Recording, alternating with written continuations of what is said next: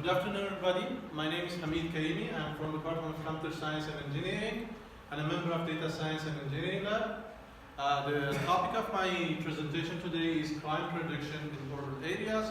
This is a work I have done with my lab mate, Shangyu Zhao, and my PhD advisor, Dr. Jillian Tang. We all want to live in a safe environment. Citizen safety is paramount, and we all should make sure that we live in a safe place. Unfortunately, crime endangers safety and interrupts safety, and it is kind of relevant and rampant everywhere. Just in New York City alone in 2018, more than 95,000 felony incidents have been reported all over the city. This number is not small, this is a huge number, and it is alarming. And we should be alarmed indeed.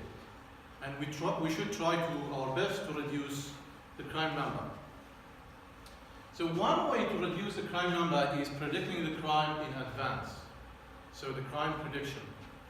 Crime prediction helps us to have an more sustainable urban development, reduce the financial loss, and more importantly, help the police and others like security forces to deploy forces in advance, accordingly and appropriately.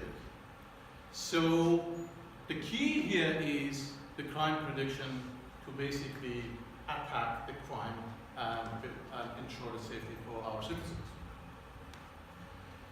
Luckily, with the development of technology and advancement in machine learning and data mining, we have access to a rich amount of urban data. Some of these data, including like public safety data, reports from the citizens, stop and frisk from the police, weather data, like we have access to the weather data like everywhere in the city. Point of interest, something like gas stations, airports, restaurants, and other point of interest. Human mobility, we have access to know that how the humans in an urban environment move around in a city. And also we have access to like a 311, which is a public service complaint for non-emergency situation. So we hope by taking into account all of these sources and using the advanced machine learning and data mining technology, we can predict the crime in every region in a city. So the way that we model the city is the following. This is a map of New York City. We split the city into small regions, these grids, say 2 kilometers by 2 kilometers, 1.5 mile by 1.5 mile. And for each of these regions, we have those sources that I just mentioned. So this resembles what? This resembles a picture in a computer, digital picture basically, digital photo. These look like pixels, small pixels, and a value which is the sources of the data like a crime number or 311, complaints are the value of that pixel. So remember this picture, the way that we map. So also in our data, we made two primary and important observations. First, two special closed regions have a similar crime number. In other words, two closed neighborhoods have a similar crime number. This intuitively makes sense because two closed neighborhoods have similar urban properties. Another important observation is two adjacent time slots, say 2 days, two adjacent days, have a similar crime numbers. For example, today and tomorrow, or yesterday and today, will have a similar crime number. So if we look at these also, it shows looks like here, from day 1 and day 2 are similar, day 2 and day 3 are similar. So what we have finally is the temporal patterns and the spatial patterns. So the key here to the crime prediction is take into account these two important properties. Let's see how we can do it. We propose the following framework. So the framework has two important components. One is a spatial pattern extraction, which for each day we have some sources of data, extract spatial patterns from that images, and also we have a temporal pattern which take into account the sequence of the data over the days. So for a spatial pattern, we do it in the following way. If you remember, I told you that these looks like images, and these looks like pixels in these images. So in the machine learning, we have some technologies called convolutional neural network that can extract spatial pattern given a picture or photo or image. So once we have this for every single time slot or every day, then we have another component which is long-term memory, is another deep neural network technology to basically extract temporal dependencies in a sequence of the data.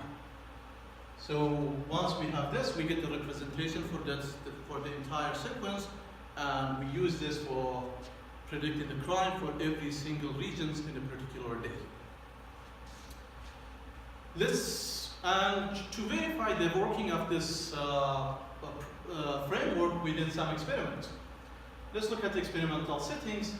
We have a data set of New York City for 6 years, January 2010 to December 2015. We split the city to 133 disjoint regions, 2 kilometer by 2 kilometer. Sorry about the metric system. And the metric for the evaluation is, if you're not familiar, this is 1.5 miles, sorry. So this is called root mean square error, which basically is comparing the actual crime number against the one that we predicted, and the difference between these two. The smaller the number, the better the prediction will be. Let's look at the results. This is our method. We call it test, a temporal-spatial crime prediction, and we compare it against several baseline traditional methods for the crime prediction. We don't have time to go into detail of this. Feel free to contact me or go to my webpage. You can find all of these detailed information about this. The takeaway message here is our method is better, and also, as we mentioned, the time that the crime has a temporal dependencies. Yes, so the crime today is dependent on crime on yesterday mostly. So you see this. For 7 days, we have a better result than 15 days than 30 days. So let's look at a spatial distribution with respect to the day of the week.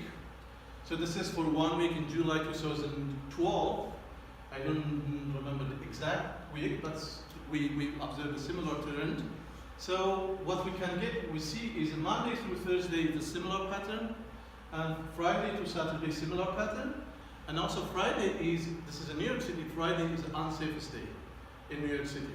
So watch out if you go out on New York City on Fridays. So finally, we also try to basically see if including and connecting more data will be helpful.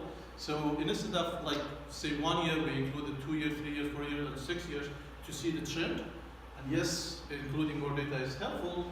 And also the number of sources, if we include more sources of data, is also helpful.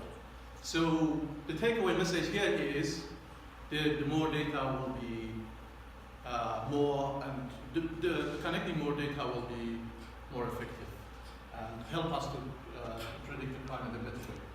So for future work, we try to basically take into account more sources from, say, social media, crime networks, and also more maybe temporal-spatial patterns like weekly periodicity, hotspots can be helpful.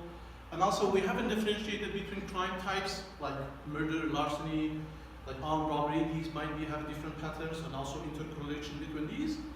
And finally, the application and data we have can be used also for other basically other applications like air quality prediction, noise detection in a city.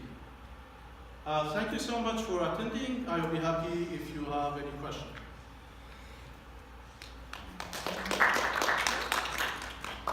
Any question?